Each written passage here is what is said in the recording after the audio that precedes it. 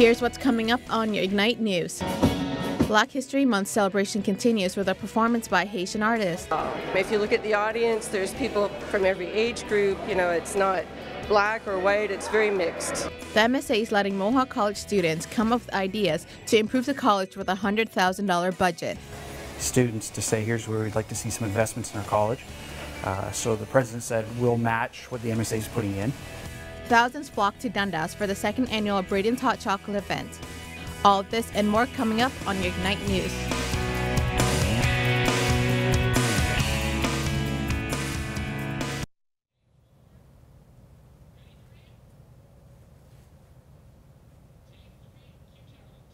Good morning and welcome to your Ignite News for Thursday, February 21st.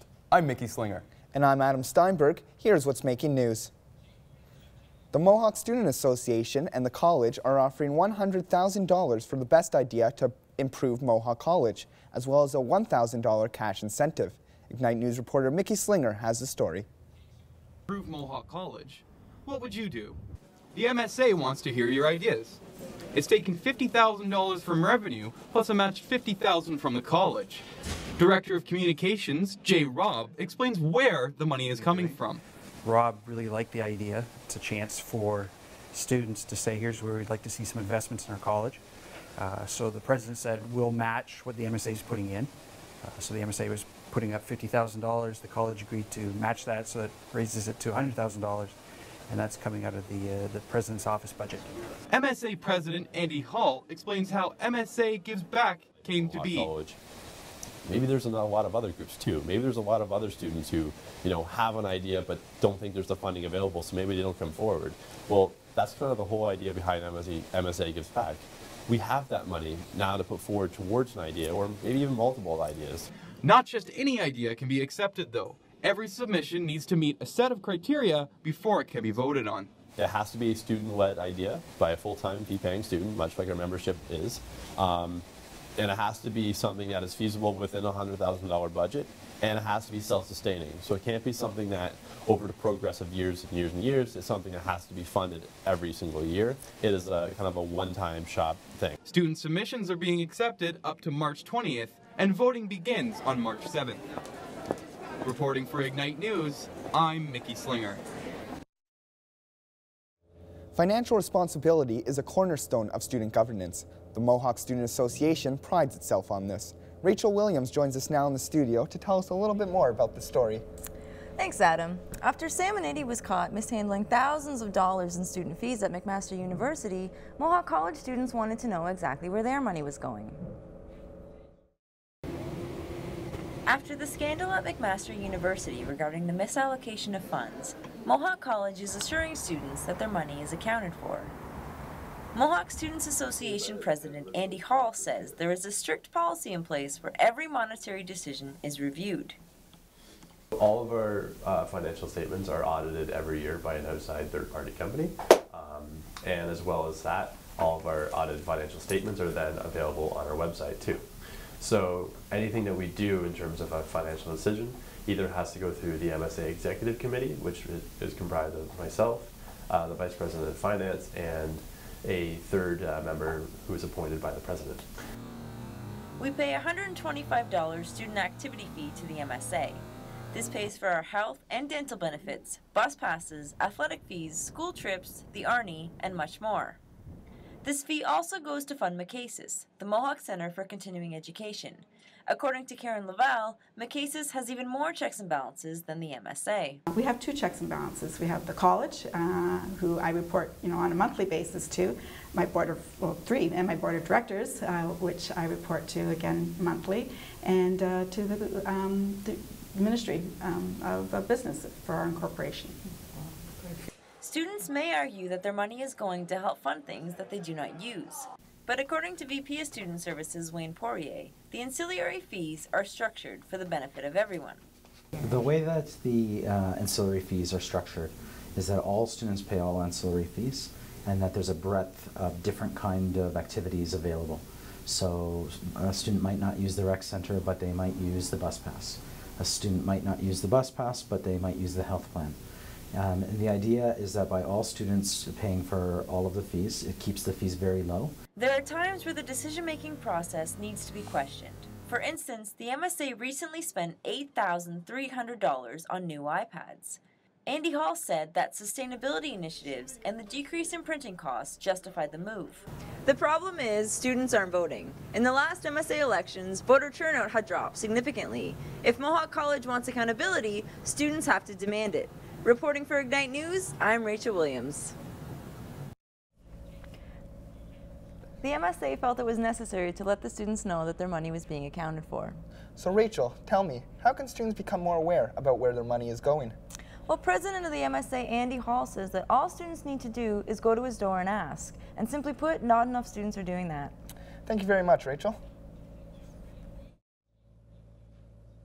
Hamilton police are investigating a possible homicide after a 24-year-old man died and was pulled from a fire on Cannon Street. Lionel Aguilar died in hospital from his injuries. Homicide detectives are investigating reports of a Molotov cocktail that was thrown at the residence earlier in the week. The Hamilton Convention Facility, also known as HEC 5, has laid off almost 30 employees in 2 months. Employees have been offered a severance package. The layoffs have taken place as Hamilton prepares to hand off HEC 5 to 2 private companies. There is an offer by Global Spectrum, who will buy Cops Coliseum and Hamilton Place to compensate the 16 full-time employees that were laid off. City officials say that if HEC 5 kept all the employees, they would not be able to save the $1 million a year as promised. To celebrate Black History Month, artifacts from a museum in Buxton were displayed here at Mohawk. Paula Tobias joins us live in the newsroom. So Paula, what was going on at McIntyre Theatre? Go ahead. Thanks, Mickey. I had the chance to check out some interesting and historic stories that were presented at the event. And also there were artifacts and some facts on the Underground Railroad. For Black History Month, artifacts from a museum in Buxton was displayed at the McIntyre Theatre.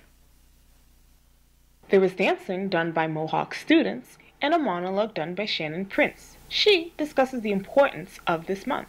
I guess a lot of young people, again, I refer to, because if they understand, their past, they will be able to, plan out their future. The railroad has never really existed, according to farmer and historian Brian Prince. The Underground Railroad is just a loose organization of people who helped forward slaves from one place to the other, but it's not always quite that organized. In some cases, it's just a matter of the odd person having pity on their fellow human and giving them a loaf of bread or a place to stay. Shackles like these were used on children during slavery. 1995 was the year that made Black History Month an official observance in Canada. Event planner Evelyn Myers says it is important to have an understanding of everyone's history. As a diverse community, of a cultural mosaic, I think we need to learn about each other's history so that we can better appreciate ourselves and appreciate each other. Canada is a country made up of various cultural communities, and knowing about each other is going to help us as as Canadians. Reporting for Ignite News, I'm Paula Tobias. Hamilton's General Issue Committee is meeting next Monday to consider its 3 options regarding rapid transit. The options include planning for light rail transit, increased city bus ridership, or advancing with both. A massive warehouse with state-of-the-art laboratories at McMaster Innovation Park is now home to hundreds of thousands of ancient artifacts. The artifacts were found in archaeological excavations across the province. McMaster's joined forces with the University of Western Ontario in a $9.8 million project, with each institution setting up its own facilities and sharing a database. The facilities are designed to process, preserve, and digitally document artifacts such as stone tools, historic metal items, and animal remains. City of Hamilton is looking to buy the infamous City Motor Hotel, but it's going to cost them almost $2 million. Councillor Sam Morella and other city officials want to turn the Queenstone Road property around. The hotel is infamous as a hub for prostitution and crime, but the city wants to see it become a residential and commercial development. Now let's take a look at what's coming up in sports, weather, and entertainment. It may be chilly outside today, Hamilton, but expect temperatures to be rising out of the negatives over the weekend. Stay tuned for your Ignite weather forecast. Hey Mohawk, this is Chris Luckett. The Grizzlies put an end to the Raptors' winning streak yesterday. That story and more coming up on Sports. For those of you who missed New York Fashion Week coverage, don't worry because Toronto Fashion Week is right around the corner. I have all that and more coming up on your Ignite Entertainment. Here's a look back at today's top stories. Police are investigating a possible homicide after a house fire on Cannon Street. Hamilton's General Issue Committee is meeting once again on Monday to discuss rapid transit options in the city, and the city is spending nearly $2 million to turn the city motor hotel into a residential development. Now let's check in with Megan for your weather update.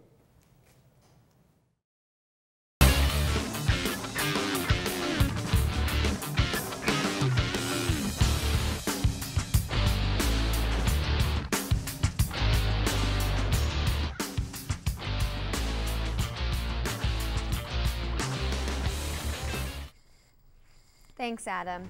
In Windsor, it's partially cloudy at -7 degrees. Toronto is a little more cloudy with the temperature sitting at -9. In Niagara Falls, it is very cloudy at -8. The clouds are expected to clear up later this afternoon. London may experience some light flurries this morning with the temperature sitting at -9. And here in Hamilton, it is cloudy with some sunny breaks and a temperature of -10 degrees. Looking ahead to the next 24 hours, this evening it will be -8 degrees and partially cloudy. Overnight it will drop to -10 with cloudy periods, and tomorrow morning it will stay at -6 and will experience partial clouds with sunny breaks. Looking at the 5-day forecast, tomorrow we will see scattered flurries with a high of 0 degrees and a low of -10. Moving into the weekend, the weather warms up a little with a high of 2 and a low of -2. Sunday we will see cloudy periods at a high of 2 degrees and a low of -5. On Monday, clouds continue to surface with a high of 2 and a low of -5. And Tuesday there will be mixed precipitation with a high of 3 and a low of -2. That's it for me with weather. Let's check in with Brittany to see what's happening in entertainment.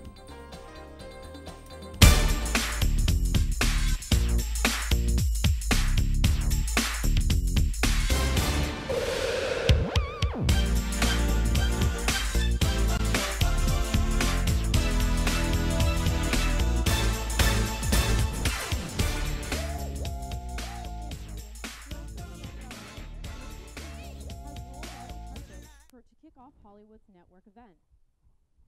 With a week of special events and themed episodes ending with a star-studded Oscar presentation hosted by Seth MacFarlane. The awards are this Sunday, which means we'll be seeing some Best Actress nominees dressed to kill on the carpet. On Family Day, Braden's Hot Chocolate Festival made its triumphant return. Ignite News reporter Chris Luckett has a story.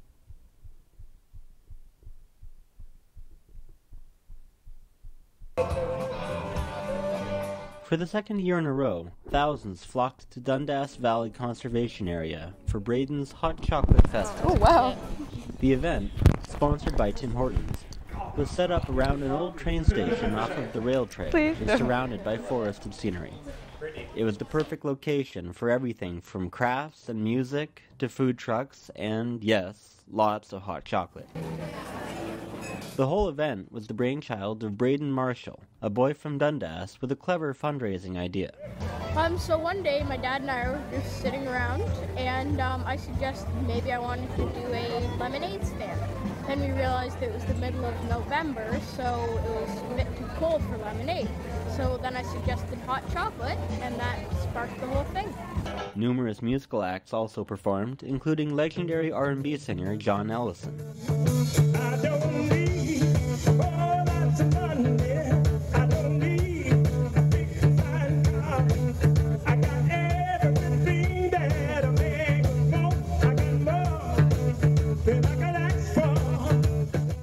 John got right on board with Braden's idea. You know, anytime you see a young person that's trying to do something positive you know, I'm a guy to support it. You know, and it's been some kind of wonderful hot chocolate festival. Many other attendees agreed with Ellison. We're loving this. We'll be back every year. This is great. Lots to eat, lots to drink. It's fabulous. It was very nice. There's lots of people. I was surprised to see how busy it was, which is a good thing. A little cold, but still a lot of fun. I have a very soft spot for chocolate, so I'm in the right place. All the proceeds from the Hot Chocolate Festival will go towards helping the Dundas Valley Conservation Area. If today's turnout is any indication, Braden's got a massive hit on his hands. For Ignite News, I'm Chris Luckett. Have you been following New York Fashion Week coverage? The week was a whirlwind of love and loathe trends, and if you're already mourning its end, I have some good news. Toronto Fashion Week has released its opening lineup so you can start looking to secure your passes. The event will once again take place at David Picot Square from March 18th to March 22nd. Black History Month celebrations continue as Matapach showcases Francophone culture by a Haitian-born performer. Ignite News reporter Ayan Mahamoud has the story. Black History Month celebration continues as Matap celebrates Francophone culture in Hamilton during the Roots on Roots show, which looks to put a spotlight on the diasporic artists in Hamilton, highlighting the rich culture and history of Black Canadians. The main performer of the night was Haitian-born singer Beasley Louisiant from Montreal, and he performed at the Hamilton Conservatory for the Arts. The newly formed organization Matap looks to bridge the gap between different culture and arts. Facilitate cultural exchange between Canada and the Global South. We try to always make sure to trouble terms like the Global South, just because there's a way that it can seem condescending, but so that's why we're really big on not a one-way kind of consumption, but a mutual exchange. The energetic drums, guitar, and rhythm of Louisian brought audience members to their feet, and Anya Weisenberg says the style of music Louisian plays symbolizes the whole idea of the event. He brings to it is this blend of traditional and also his own music, right? So he's playing the traditional Haitian music, but also his own, what he's brought in from being in North America as well. If you look at the audience, there's people from every age group, you know, it's not black or white, it's very mixed. So the appeal is broad. The Roots on Root Festival will continue showcasing Black culture till February 27th. Reporting for Ignite News, I'm Ayan Mahamoud. Let's take a look at what's happening on campus. Hi Mohawk, I'm Ayan Mahamoud, and let's take a look at your community calendar.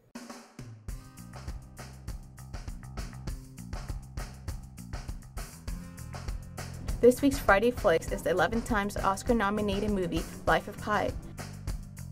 On February 21st, the top 4 Mohawk College bands will compete for the $1,000 grand prize and for a spot in the CME, a college and university-wide battles of the band. An evening of wine, cheese, and dress-up sounds interesting? Well, head to Hamilton's Golf and Country Club on February 22nd for the Dress Your Inner Diva event. Tickets are $100. Are you good at pool and have a friend who's also good at it? Head to the Heath Lounge and play in a tournament for a chance to win $100. That's all from me, Mohawk. Now let's throw it back to the studio for your entertainment. There's no maybe about it. Canada's sweetheart, Carly Rae Jepsen, will be the belle of the ball at the 2013 Juno nominations list, sweeping the awards with 5 nominations. The pop star is nominated for Juno Fan Choice, Single of the Year, Album of the Year, Artist of the Year, and will be competing with her mentor, Justin Bieber, in 4 of those categories. That's all for me, Mohawk. Let's pass it over to Chris for your sports update.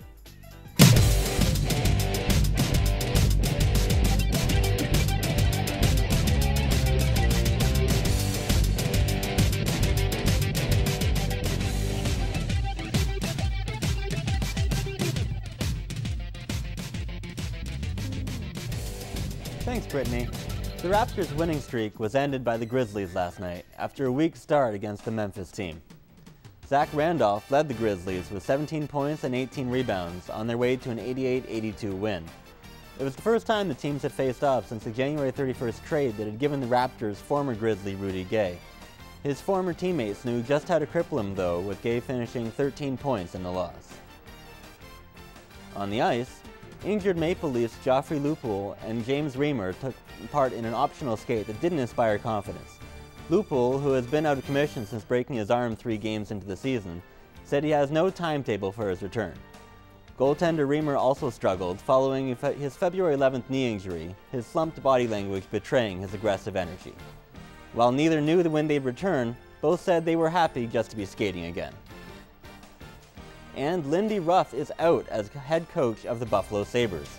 Ron Ralston, in his second season with the Rochester Americans, has been promoted to the Sabres' interim head coach.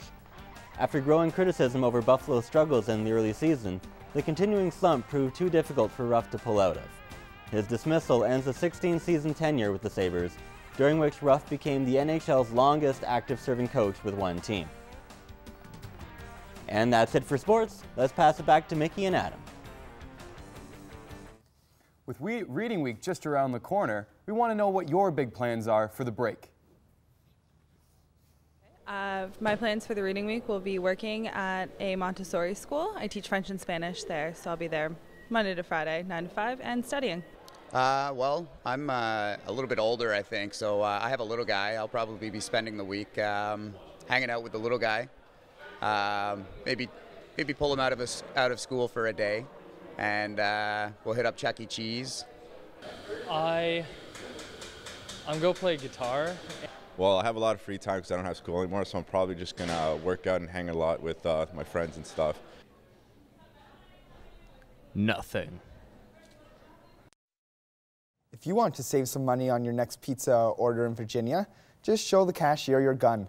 All Around Pizza and Deli decided to show their support of the Second Amendment by offering a 15% discount to anyone openly carrying a weapon or possessing a concealed weapon permit. The pizza shop already boasts that the fact that their delivery men are armed. Reportedly, 80% of customers have brought in a gun to receive a discount, and one has even gone as far to bring in an AK-47.